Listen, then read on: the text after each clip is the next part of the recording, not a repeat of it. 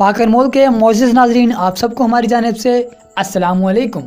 आज की इस अनमोल वीडियो में हम बात करने वाले हैं एक ऐसी झील की जो कि हड्डियों की झील मानी जाती है।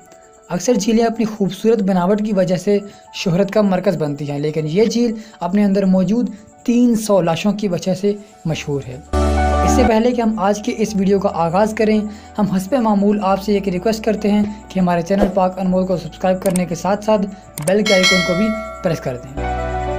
ये झील साल के 10 महीने बर्फ़ तले दबी रहती है और सिर्फ 2 महीने ही नज़र आती है। इस झील में 300 कंकाल पाए जाते हैं और हैरान कुन बात तो ये है कि ये सारे के सारे कंकाल नर हैं, यानी कि सारे के सारे कंकाल मेल हैं।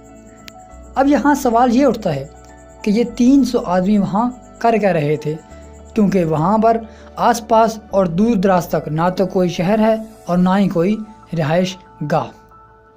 इस सवाल के जवाब में कुल 3 कहानियाँ निकल कर आती हैं। नंबर 1 के वर्ल्ड वार 2 यानी दुनिया की दूसरी जंग अजीब में जापान से आए हुए कुछ लोग रास्ता भटक कर इस जगह पर फंस गए। दूसरी कहानी में कुछ यूँ कहा जाता है कि इंडिया के किसी रकबे से आए हुए कुछ लोग सफ़र में जा रहे थे और उस दौरान वो लोग यहाँ पर फंस गए।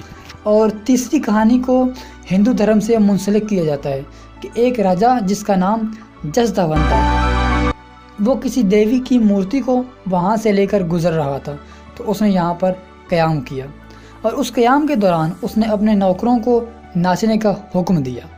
नाचने वालों की तादाद कुल 300 थी और इस हरकत की वजह से उनकी देवी गुस्से में आ गई और उस देवी ने उन 300 लोगों को हलाक कर दिया।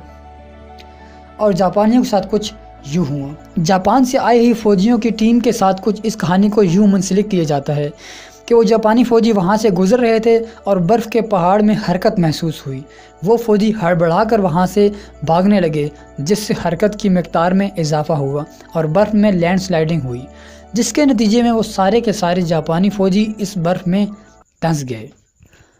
और इंडिया के किसी रकबे से आए हुए लोगों से इस कहानी को कुछ यूँ मुंसलिक किया जाता है कि वो लोग सफ़र के दौरान थकन से लाचार होकर कुछ देर रुकने की गर्ज से इस जगह पर रुके और ये फ़ैसला इनकी ज़िंदगी का मनहूस तरीन और आखिरी फ़ैसला साबित हुआ।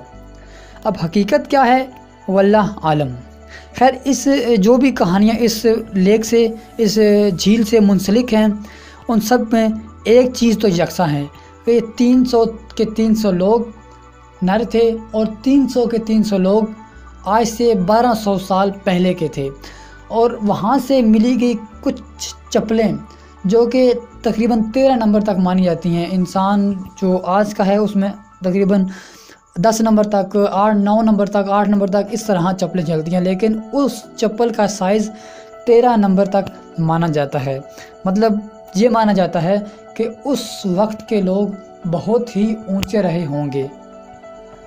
और अब ये जगह सयाहों का एक मरकज़ बन चुकी है।